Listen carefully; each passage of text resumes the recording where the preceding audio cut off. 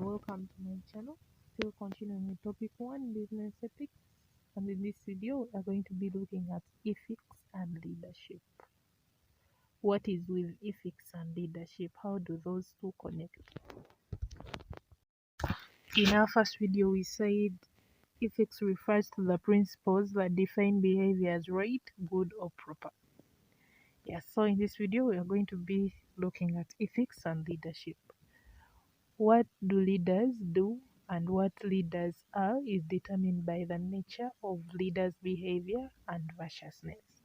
What the leaders do when they go to parliament, it is defined by their behavior. Yeah, and who the leaders are, it is also determined by their behavior and their virtuousness. In short, their ethics. Then what choices leaders make and how they respond in a particular circumstance are informed and directed by ethics. So how our leaders respond to different situations. Let me take it to a country level. For example, long time ago, Marie Antoinette, when the prices of products were high, she said if you cannot afford bread, you buy cake. It is how she reacted to that situation. And then our president, when the prices were high, he was like, if you cannot afford bread, buy cassava. So those are two different people. The other one, Marie Antoinette, was so extravagant. Yeah, she had different ethics. She recommended something that was more expensive compared to bread. Yeah, so what choices leaders make and how they respond in particular circumstances are informed and directed by ethics. But this time around, we are looking at the leaders of the organizations. We are looking at it at a business level. Yeah, so the choices that our leaders make, our managers make, are determined by their ethics. Creating an ethical organizational climate requires leaders to have and present role model ethical behaviors. So the leaders are supposed to act as role models so that even their followers, they can act like the way you act, because it's very easy to act like your leader, to act like the person who guides you, than do what I say but don't do what I do. So if you act as a role model, it will create a good organizational ethical climate. And this can happen by ethical behaviors, good ethical behaviors, and punishing unethical behaviors. And then you discuss the ethical assumptions and practices that you would love to see take place, or you would love your employees to exhibit, instead of turning to religious leaders to help you deal with ethical issues. Yeah, it's something that can be dealt with at the organization level without involving anyone else. Leaders know what they value. They also recognize the importance of ethical behaviors.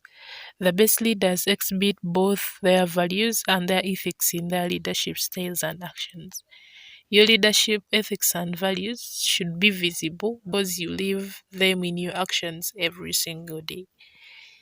The way you act, the way you conduct yourself, the way you do your things, it what shows your ethics. Yeah, and your leadership ethics and values should be visible because they're in your actions. A lack of trust is a problem in many workplaces. It's not easy to trust someone. So, very many employees lack trust in their leaders, in their bosses. If leaders never identified their values in these workplaces, the mistrust is understandable. People do not know what they can expect. If leaders have identified and shared their values, living the values daily visibly will create trust. To say one statement and to do another will damage trust. If you tell them to do as I say, but don't do as I do, it will damage trust, possibly forever. So there is lack of trust in very many workplaces, and it's understandable. Yeah, we always do not trust our leaders, our bosses, because it's just sometimes it's natural. Yeah. So lack of trust within workers, it is a moral issue, and leaders have to deal with it. And the different approaches that have been suggested for dealing with moral issues. The first one is following universal moral laws, the general morals that leaders know. Then greatest good for the greatest number, that utilitarian theory. Then having the primary concern for others' welfare, which is the Kantian theory. Then promoting high moral character in leaders, which is virtue ethics.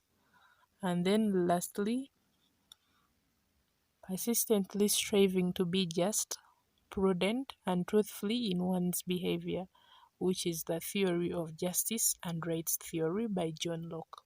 So those are some of the different approaches that have been suggested for dealing with moral issues, and we shall look at them in details in other videos.